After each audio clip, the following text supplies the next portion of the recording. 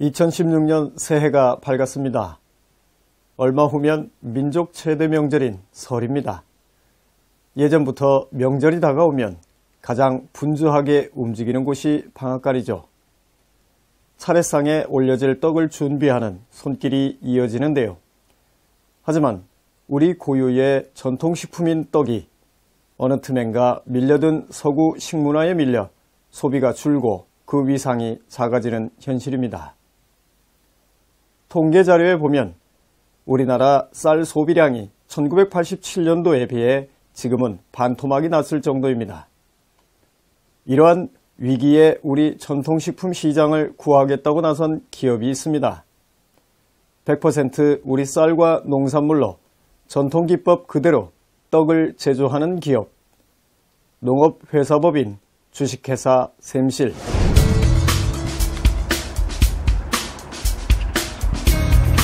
우리 샘실만의 어떤 특별한 차별화된 점이 있다면 어떤 점이 있을까요? 네, 지금까지 떡은 바로 쪄가지고 먹는 걸로만 그렇게 인식을 하고 있는데 그렇게 되면 상당히 그 물류라든가 그런 데 문제가 있습니다. 그래서 저희가 떡을 쪄서 완전히 익혀서 급냉동시켜서 해동만 하면 다시 재가열하지 않고 먹을 수 있는 떡을 전국 최초로 개발을 하였습니다.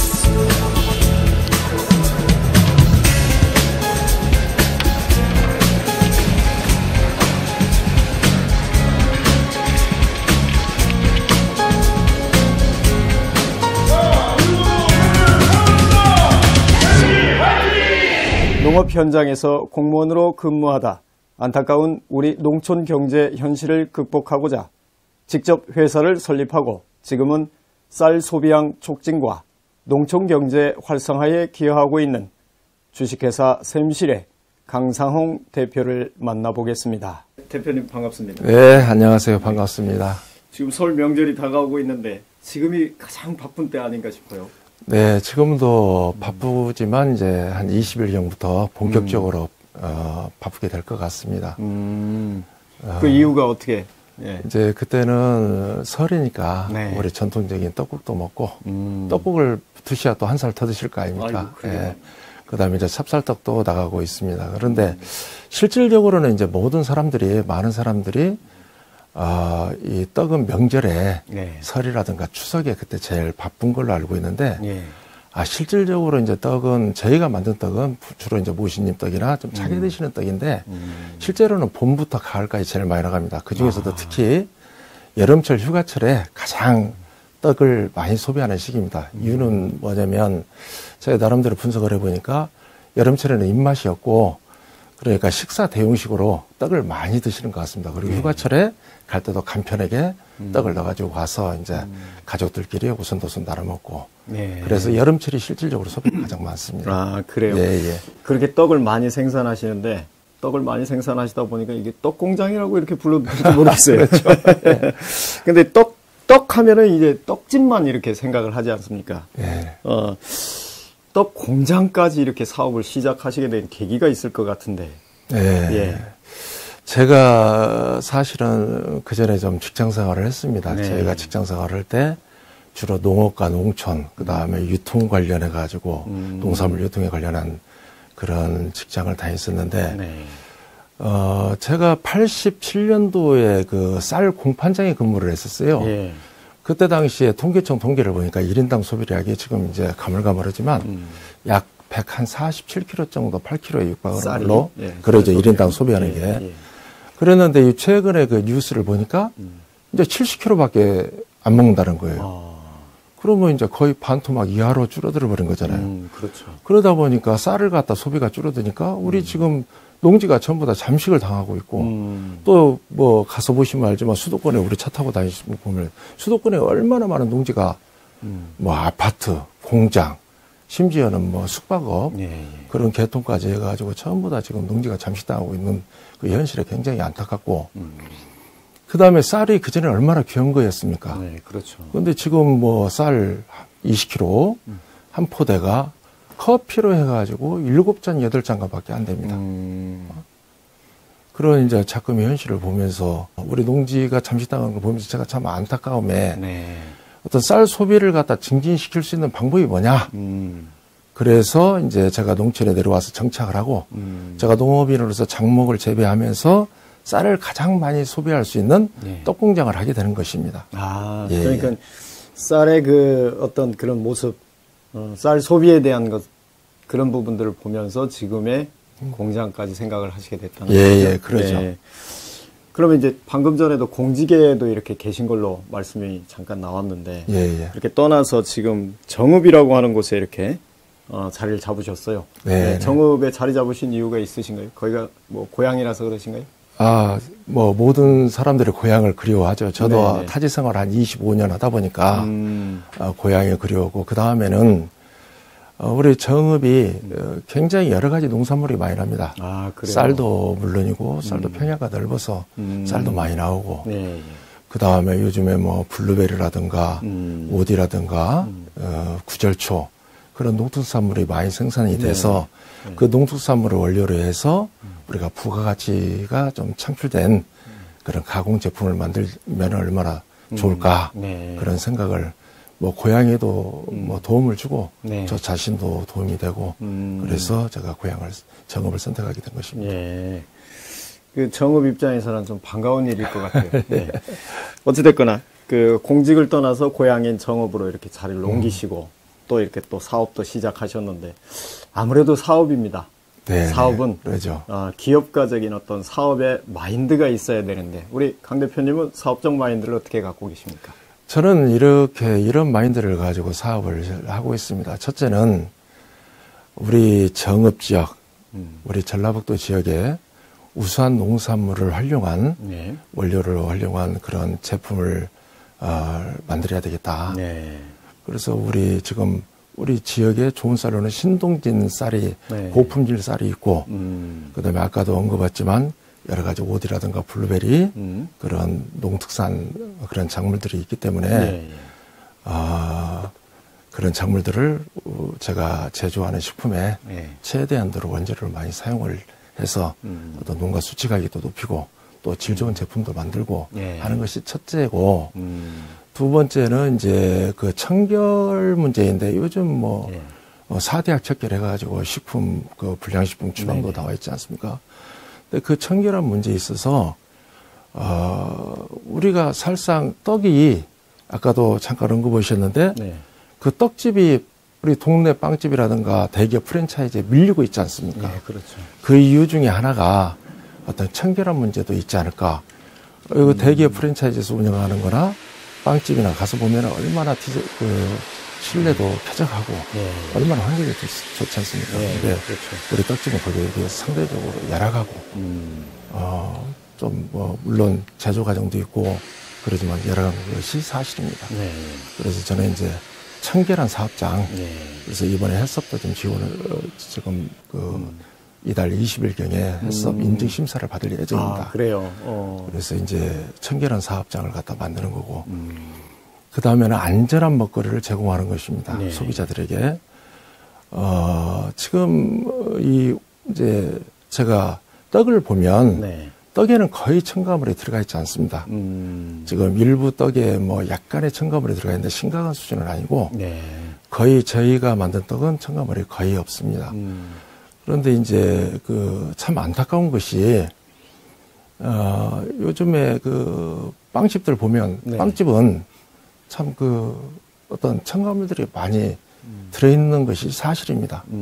제가 이제 쌀의 우수성을 한번 잠깐 말씀을 드리자면 예, 예. 쌀하고 밀가루하고 대비하면 이렇습니다. 단적으로 생각할 때 쌀은 쌀 하나에다가 식염만 1001년만 섞어가지고 우리 쌀의 대표적인 것이 무엇입니까? 가르떼기지 않습니까? 네, 그렇죠. 1001년에다가 쌀만 갈아가지고 가공을 했는데도 얼마나 맛있습니까? 쫄깃쫄깃하고 구수하고. 자, 생각을 해보십시오. 밀가루에다 똑같은 공정으로 밀가루에다가 소금을 섞어가지고 천일염을 섞어서 가래떡을 뽑아본다고 생각을 해보십시오. 그게 맛이 나오겠습니까? 한쪽으로 쌀은 그 자체가 우수하고 맛있는 것입니다. 근데 밀가루는 맛이 안 나오기 때문에 거기다가 각종 첨가물 넣고 뭐 여러 가지 것들을 넣어가지고 맛있게 느껴지도록 하는 거죠. 실질적으로 우리 떡은 입에서 고유의 맛으로 내가 느끼지만 제가 볼 때는 그렇습니다. 빵은 어떤 식품 첨가물이라든가 각종 그런 또 부가적인 부분에 의해서 혀를 속이는 걸로 생각이 됩니다. 혀를 속여가지고 머리에서 아 이게 맛있다 하고 느껴지는 것이지 실질적으로는 밀가루 본연 자체만 가지고는 맛이 없지 않습니까? 그러니까 이제 우리 대표님 말씀을 조금만 정리를 해서 보면 첫째는 사업적 마인드가 이제 질 좋은 거, 그다음에 이제 그 청결한 거, 그다음에 안정적인 거, 그리고 또 쌀의 우수성에 대해서 이렇게 말씀하셨는데 참고적으로 이 방송 프로그램 보시는 빵집을 운영하시는 분들이 오해가 없기를 바라겠습니다. 지금 잘못 오해를 할 수도 있으니까 제가 미리 말씀을 드릴 테니까 쌀의 우수성을 얘기하다 보니까 그런 얘기가 좀 잠깐 나왔던 것 같고요. 지금 그렇게 이제 여러 가지 이제 그 마인드를 가지고 또 확실하게 지금 사업을 이끌고 계시는데 그럼 주력 상품은 어떤 게 있습니까? 우리 상품 소개 좀 해주시죠. 여러 가지 있을 것 같아요. 제가 이제 저희는 공장이다 보니까 떡집은 여러 가지 제품을 만들지만 저희는 몇 가지의 전문적인 카테고리가 좀 좁습니다. 그래서 전문적으로 생산하는데 가장 주력으로 생산하는 것은 참모신잎 송편. 참모신잎? 그 다음에 참모신잎, 뭐, 개떡이라고 하는데 개편이라고 불러야, 좀 말이 좋겠죠.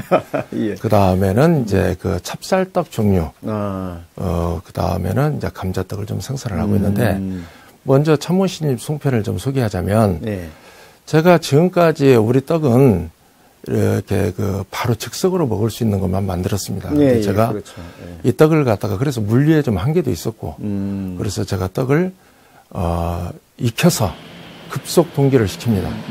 급속 동계를 시켜서 이제 모시떡을 사가시는 분들은 사서 드시다가 이렇게 나오면 냉동을 자체적으로 시키는데 오염될 염려도 있고 상당히 어떤 불안정한 상태입니다. 근데 저희 같은 경우에는 떡을 쪄가지고 식혀서 바로 마이너스 30도 이하에다가 급냉동을 시켜서 포장을 해서 소비자에게 이렇게 나가게 그런 떡을 만들고 있고 그다음에 찹쌀떡은 이제 아까 제가 말씀드렸던 우리 정읍제기라든가 전라북도의 특산물인 지금 정읍에서 구절주 축제가 뭐 지금 뭐 전국적인 4대 축제가 되지 않았습니까?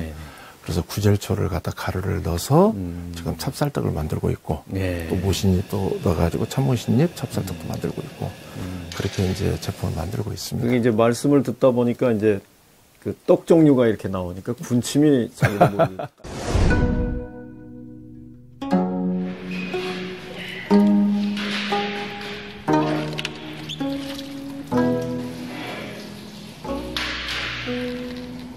대표님 여기는 어떤 작업을 하는 곳인가요? 정설을 하고 그다음에 탈수하고 약간의 분쇄, 1차 분쇄를 하는 그런 떡을 만들기 위한 전 단계입니다.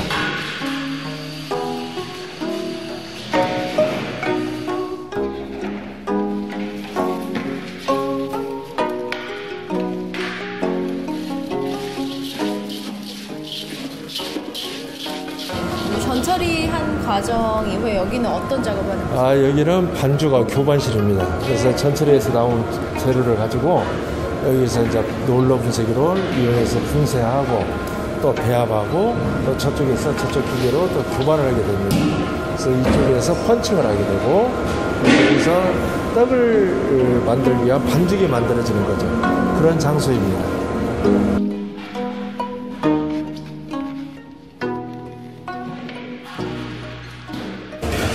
이 공정은 분쇄 공정인데 여기까지 자동화를 할 수가 있습니다. 자동화를 한 일부의 공장들이 있는데 자동화를 한 제가 결과물을 봤는데 맛이 상당히 떨어집니다. 재래식 방식으로 하는 것이 맛이 월등히 좋습니다. 그래서 저희는 재래식 방식을 아직까지 현재 고수하고 있습니다.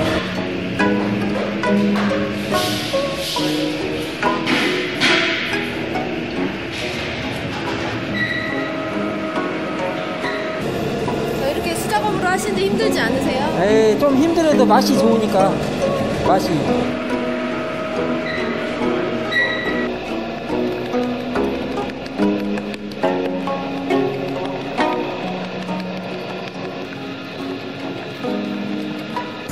아까 콩 김이 모락모락 맛있게 나는데 어떤 작업인가요? 아, 이거 콩을 씻어가지고, 아까 콩 씻었잖아요. 씻어가지고 여기다 해서 저 안에서 쪄가지고 그 송편에 넣을 고물이에요, 이게. 아, 국물로 사용될 예, 예. 감자떡이나 뭐 송편 같은 거 할 때 이거 저 들어간 고물이거든요, 이거.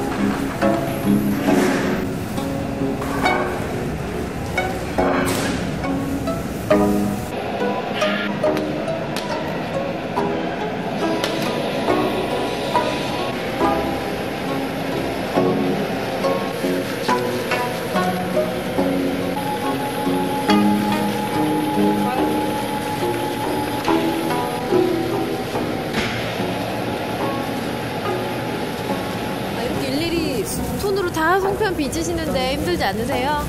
힘은 들어도 그래도 이렇게 정성스럽게 이렇게 맛있게 만들어서 소비자님들이 맛있게 드실 수 있다고 생각하면 보람도 느끼고 즐겁게 일하고 있습니다.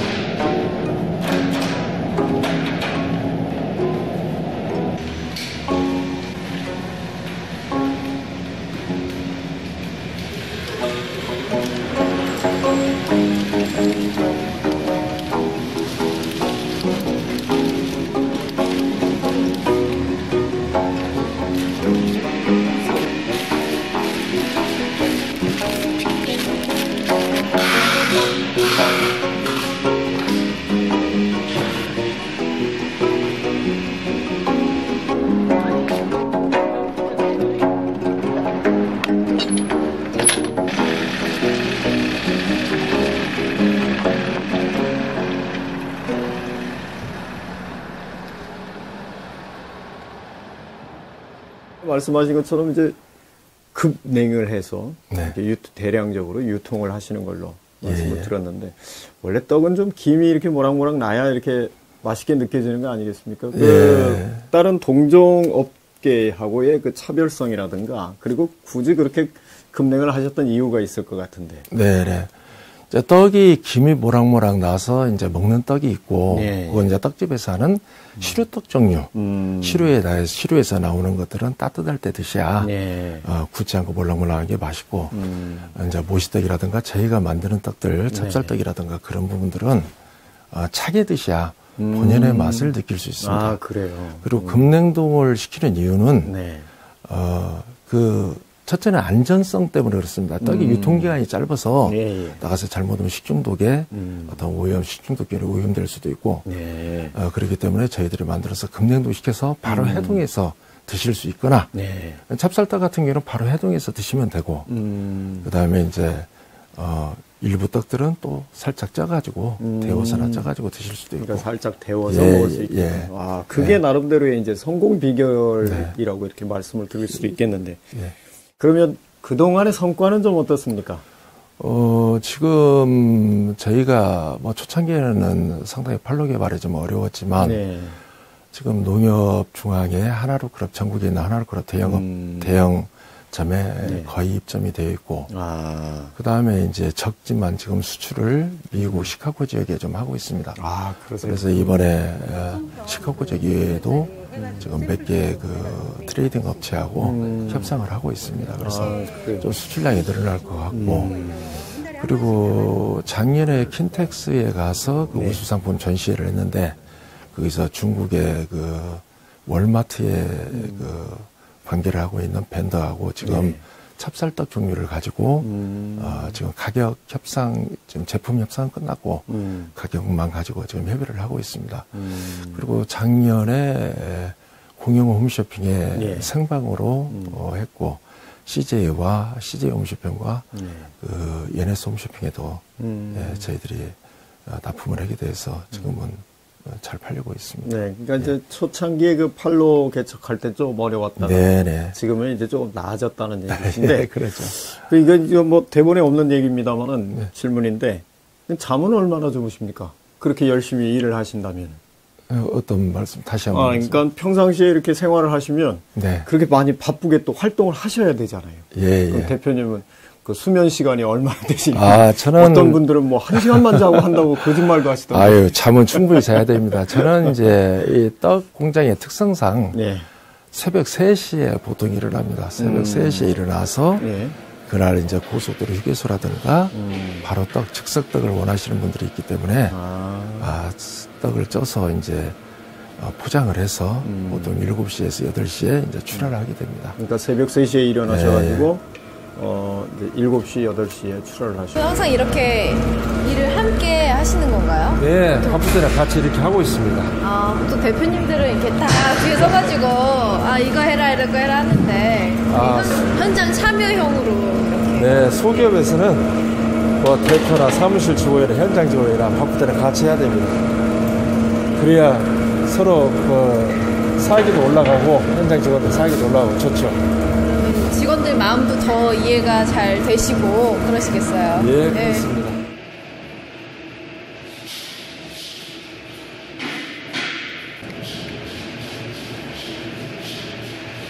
예. 그리고 이제 네. 공장에 있어요. 이제 생산하고 또 여러 가지 일을 하다가 보통 한 7시, 8시에 또 잠깐 자게 됩니다. 그래서 잠을 그러시구나. 좀 일찍 자는 편이죠. 일찍 주무시는 거군요. 그렇죠. 네, 아이고, 일단 알겠습니다. 그러면 이제 지금까지 이렇게 그 마인드를 가지고 또 어떤 성과를 얻어가지고 왔는데, 그래도 힘들고 어려웠던 시절이 분명히 있었을 것 같습니다. 어려웠던 시기가 그 초창기 시기 말고도 분명히 이렇게 진행해 오면서도 있었을 것 같은데, 어떤 부분이 좀 어려웠고 힘들었는지 좀 말씀을 한번 해 주시죠. 아무래도 이제 소기업이다 보니까 네. 돈이 좀 부족하죠. 자본이 부족해서 그런 애로사항이 좀 있었고, 예를 들어가지고 아무리 좀 아이템이 있어도 아이디어가 있어도 그걸 실행을 하려면 네.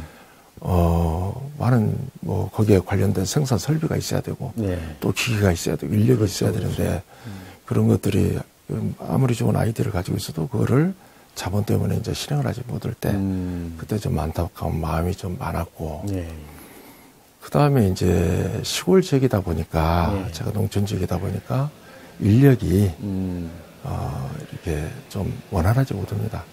연세 드신 분들이 많고 그래서 노하우가 어떤 기술 축적이 네.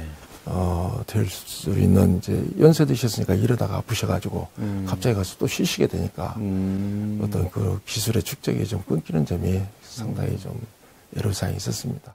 그 말씀을 듣다 보니까 이제 그 지역별로도 대표를 할 수 있는 대학들도 있고 청년들도 좀 어느 정도 있는데 네.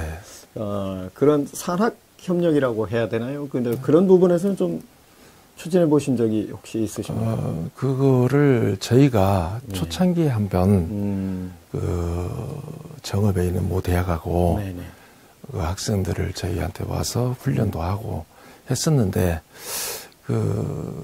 이제 젊은 사람들하고 이 같이 근무하는 세대가 예. 워낙 나이 차이가 많다 보니까 다 그냥 50대 후반 또 이제 그 젊은 친구들은 이제 20대 초반이다 보니까 네.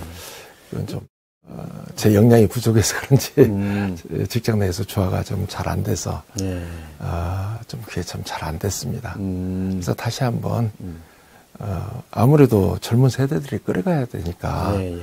다시 한번 시도를 해볼 예정입니다.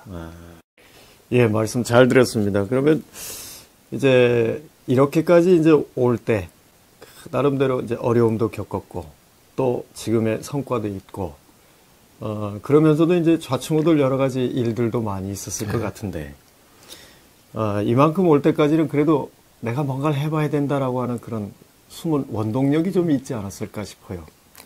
우리 대표님만 예. 이제 안정적인 직장을 소위 얘기하는 뭐 신도 모른다는 그런 직장을 다니다가 어떻게 보면 가족을 희생하게 된 건데 네.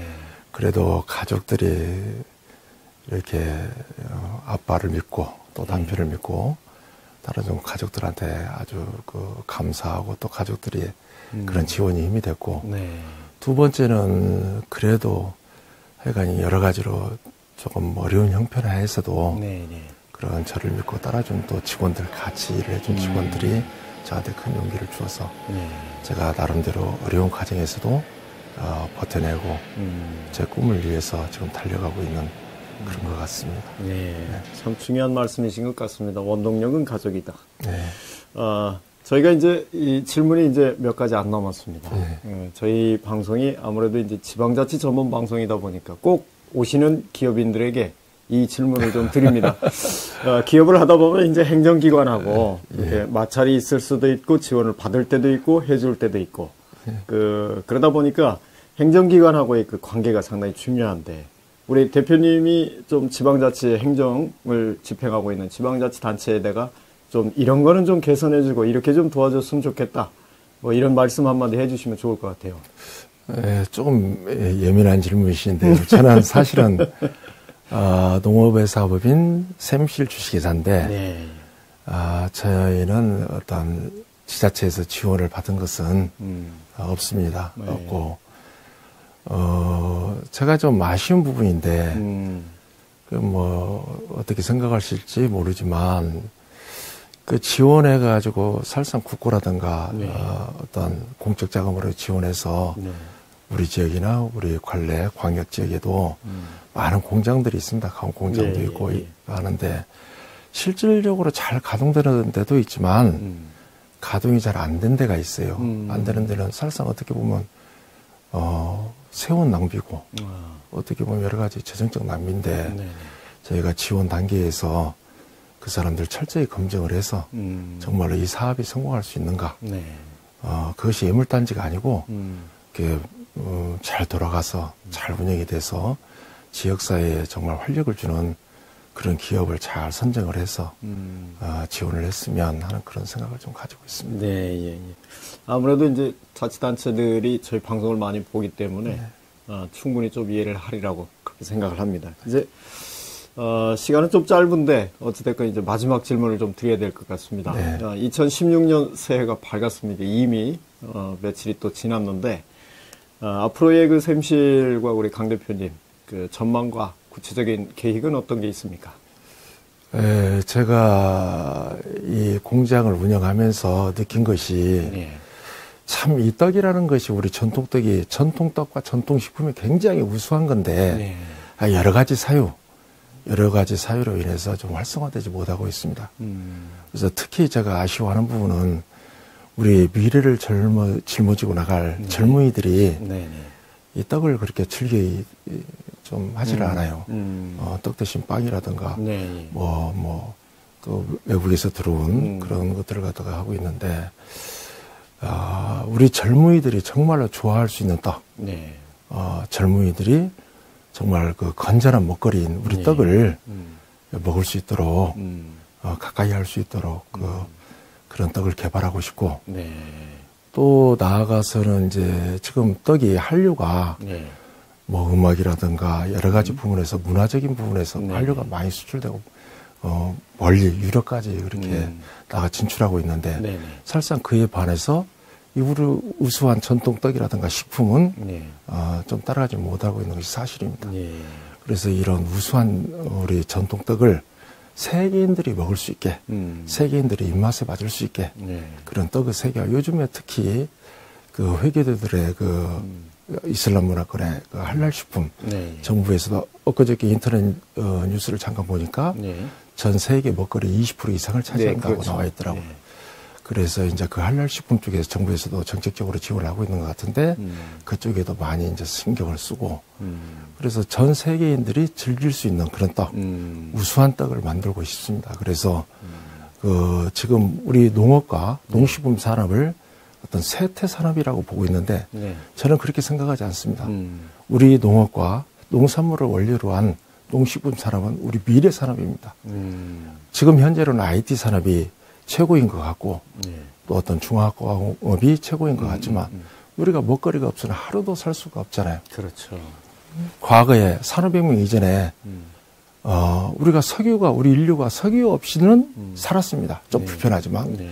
그러지만 과거나 현재나 미래나 우리 인류는 식품 없이 먹거리 없이는 하루도 살 수가 없습니다. 네. 그래서 저는 이렇게 확신합니다. 앞으로 미래는 이 농업과 그 농식품 산업이 어떤 우리 부가가치를 창출하고 우리 미래를 끌어갈 수 있는 유망한 산업이라 네. 그렇게 생각을 하고 제가 거기에 조금이라도 일조를 하고 이렇게 도움이 되고자 합니다. 네. 네. 오늘 그 여러 가지 도움의 말씀도 많이 주셨고 또 한 가지 또 큰 포부도 말씀해 주셨는데 오늘 나와주셔서 정말 감사합니다. 예, 감사합니다. 줄어드는 농지를 보며 안타까움을 금치 못해 직접 팔걷고 나선 강상홍 대표의 쌀사랑이 샘실의 떡맛에 그대로 묻어나리라는 생각이 듭니다.